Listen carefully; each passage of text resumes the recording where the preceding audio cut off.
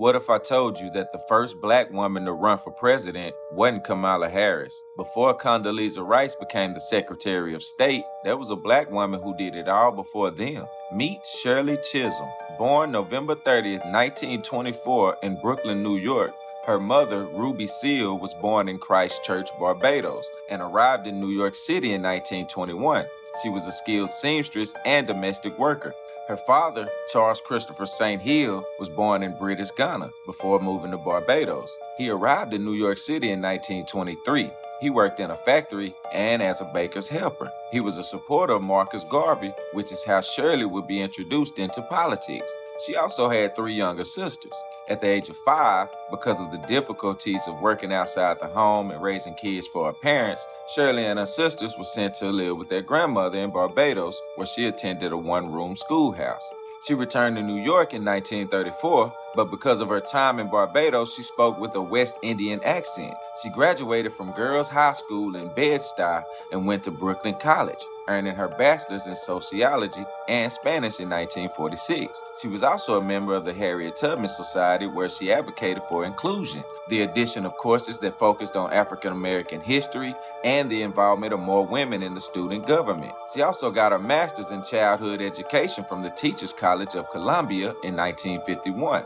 She married a man named Conrad O. Chisholm in 1949. He had migrated to the U.S. from Jamaica in 1946 and became a private investigator who specialized in negligence-based lawsuits. They never had kids after 2 miscarriages by Shirley. From 1953 to 54, she was director of the Friend in Need Nursery. And then from 54 to 59, she was director of the Hamilton Madison Child Care Center. From 1959 to 64, she was an educational consultant for the Division of Daycare in New York City's Bureau of Child Welfare. There, she was in charge of supervising 10 daycare centers as well as starting up new ones. Shirley entered the world of politics in 1953 when she joined Wesley Mack Holder's effort to elect Louis Flagg Jr. to the bench of the first black judge in Brooklyn. The group that elected Flagg would later become the Bed-Stuy Political League that pushed candidates to support civil rights, fought against racial discrimination in housing, and sought to improve economic activities and services in Brooklyn. Shirley eventually left the group around 1958 after clashing with Holder over her push to give female members of the group more input in decision-making. She also was a representative of the Brooklyn branch of the National Association of College Women. In 1960, Shirley joined an organization called the Unity Democratic Club. She ran for a seat in the New York State Assembly in 1964, won, and was a member from 65 to 68. In May of 65, she was honored in a Salute to Women Doers ceremony in New York. By 66, she had become a leader on key committees in the Assembly and was able to get unemployment benefits extended to domestic workers. She also sponsored the introduction of a SEEK program to the state of New York, which is Search for Education, Elevation, and Knowledge, that provided disadvantaged students with the chance to enter college while receiving an intensive remedial education. In August of 1968, she was elected as the Democratic National Committee woman from New York State. That same year, Shirley ran for the U.S. House of Representatives from New York's 12th Congressional District. Her campaign slogan was Unbought